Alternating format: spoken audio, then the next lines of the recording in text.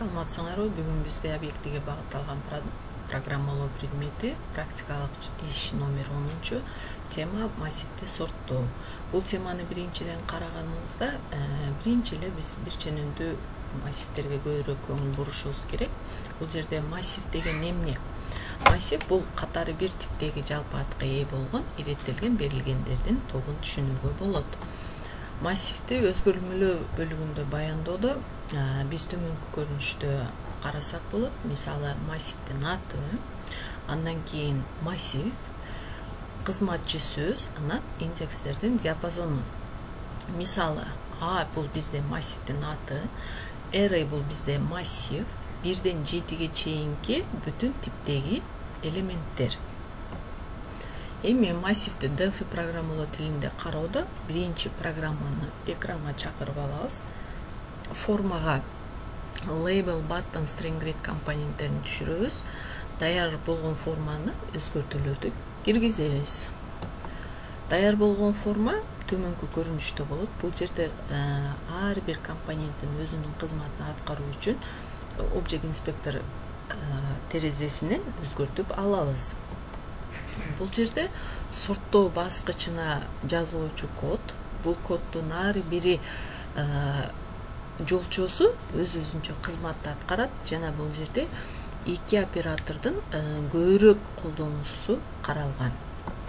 Эми бизде даяр болгон формабыз, программабыз exe форматында моундай түрдө даяр болот. Бул жерде 10 элементти каалагандай түрдө берип алабыз да, сорттоо баскычын басканыбызда төмөнкү көрүнүшкө келип чыгат. Бул жерде бизде массивди тандоо менен сорттоо программасынын жыйынтыгы ушундай түрдө келип чыгат.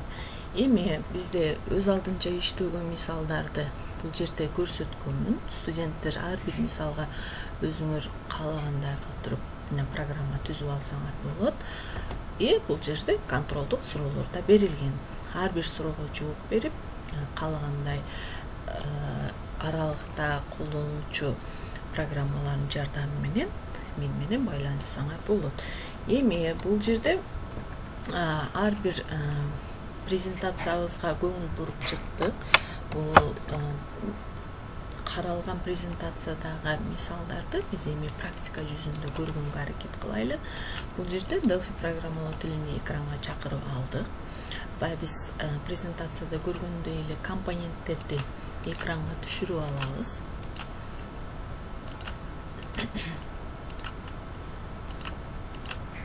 Ар бир компонент бул өзүнүн өз алдынча кызматтарына ээ. Мисалы label компонентини биз массивди кийирүү деп өзгөртүп алабыз.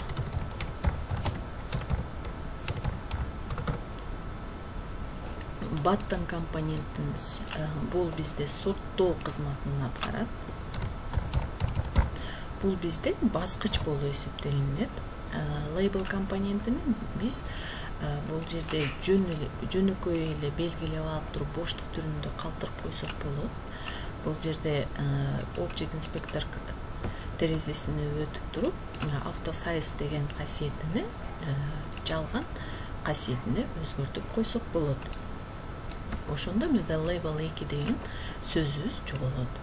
Эми бизде string grid компонентинин жардамында биз жолчону берип алабыз. Жолчону берүүдө биз көбүнчөсү Object Inspector терезесине көңүл бурабыз. Бул жерде бизде 00 размерин беребиз.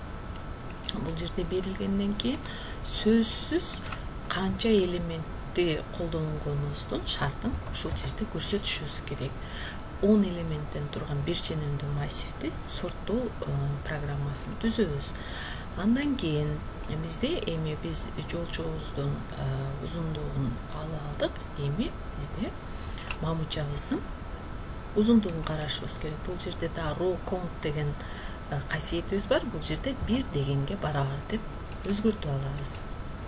Эми бул string grid компонентинин узундугун бир аз кыскартуу үчүн width касиетине көңүл бурабыз.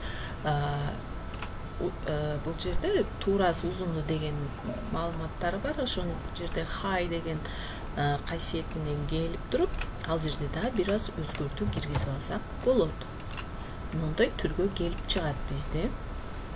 Эми бир аз дагы кичинертебиз. Бул жерде кичирегине бизге өтө ыңгайлуу. Эми width деген касиеттин жардамы менен биз узунун карап алабыз. Турасын, узунун деген маанилерди бул жерде көрүп колдонот экенбиз. Ошондуктан ар бир кыймыл аракетине көңүл бурсак болот. Эми бул форманы түсүн да өзгөртүп алсак болот. Форманын түсүн өзгөртүү үчүн бизде color касиетине келишибиз керек. Бул color касиетинде каалагандай түскө коюп алсак болот. Мисалы, мондай түрдө. Эми массивдин түсүн өзгөртүп, шрифтин чоңойтуп алуу үчүн бизде бул жерде түрдүү боекторго коюп алсак болот. Мондай түрдө берилет. Эми ар бир берилген компоненттердин жардамы менен, мисалы, баттында компонентинде биз бир аз чоңойтуп алсак, мондай түргө келет. Эми string grid компонентин дагы бир аз бул жерде events бөлүгү бар. Бул жерде бизде ар бир бул жерде каралуучу касиеттер бар. Бул касиеттердин жардамы менен биз бул жерде өзгөртүп алсак дагы болот. Андан кийин бул жерден сөзсүз размерлери бар. Бизде string grid компонентинен ушул компонентке да көңүл бурабыз. Эми биз код жазуу бөлүгүн карасак, биз ал сорттоо компонентин караганыбызда бизде сорттоо баскычын басканыбызда мындай түрдө келип чыгат. Бул жерде биз сөзсүз массивде канча элемент колдонулуп атат, кайсыл операторлор колдонулуп атат, ошол жерге көбүрөөк көңүл бурушубуз керек. Бизде 10 элементтен турган жолчо болгондугуна байланыштуу бизде сөзсүз турактуу сан деп бизде берилген массивдин размерин көрсөтүшүбүз керек жана колдонуучу операторлорду беришибиз керек. Эми формабызды бир аз кичирейтип алсак дагы болот, чоңойтуп алсак дагы болот, ошого көңүл бурсак болот. Эми карайбыз. Мисалыбыз мондой түргө келип чыгат. Бизде формабызды өзгөртүп алсак болот. Мисалыбыз бизде массивди тандоо менен сорттоо деген темада. Ошон үчүн бизде 10 маанини берүү үчүн сорттоо баскычын басканыбызда мондай код жазылышы шарт. Ошондуктан ар бир колдонгон компонент бизде автоматически өзү түшөт. Андан кийин баттын бир компоненти бул бизде сорттоо баскычы болгонуна байланыштуу 10 элементтен туруп атат. Размерин size деген кызматчы сөзү менен белгилеп алабыз. Массивибиз мондай түрдө берилет. Бул деген A массивибиз 10 элементтен турган бүтүн типтеги массив. Эң кичине элементи жана бизде каралуучу өзгөрүлмөлөр берилген жана операторлорубуз for жана if операторубуз. For оператору бул бизде кайталоо операторунун кызматын аткарат. If then else оператору шартты текшерүү кызматын аткарат. Ошондуктан биз формабыздын өзүндө өтөбүз дагы. Бул жерде F9 баскычын басканыбызда бизде программабыз exe файл форматка өтөт. Бул жерде биз каалагандай маанини берип алабыз. Терс сан, оң сан боло берет. Бул жерде эч бизде тоскоолдук жок. Каалагандай маани берип алсак боло берет. 0 санын деле алса болот. Мына 10 элементти кирип алдык. Эми сорттоо баскычын басканыбызда бизде ушул 10 элементти бири-бири менен салыштыруу иретинде тандоо менен сорттоп берет. Ошондо бизде терс сандан оң санга чейин өсүү тартибинде сорттоп берди. Мисалыбыз түшүнүктүү болду деп ойлойм. Жөнөкөй мисал тандалды бул жерде. Ар бир жазылган кодго терең көңүл буруш керек. Бул жерде негизинен операторлорго көңүл буруш керек жана өзгөрүлмөлөрдү кийрүүдөгү ар бир өзгөрмөгө көңүл буруш керек. мына биз кайра өзүбүздүн формабызга келдик. Бул жерде ар бир компонентибиздин түшүндүрмөсү бизге түшүнүктүү болду деп эсептейм. Мисалы string grid компонентини биз additional страницасынан карап алабыз, а калган label жана button компонентини стандарт страницасынан экранга түшүрүп алганбыз. Бул жерде ар бир компоненттин өзүнүн кызматын Object Inspector терезесинен көрүп алсак болот. Бул жерде ар бир касиет өз алдынча мааниге ээ болот, өз алдынча кызматы бар. Ошолорго да көңүл бурушубуз керек.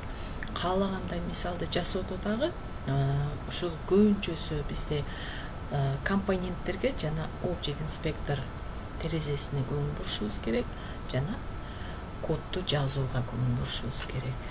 Бүгүнкү биздин массивди сорттоо темабыз балдартка баарына эле түшүнүктүү болду деп ойлойм. Бизде башында көрсөтүлүп кеткендей презентацияда ар бир кадам көрсөтүлгөн. Жакшы көңүл буруп видеону көргөн болсок, биз мисал иштей алабыз деп ойлоймун.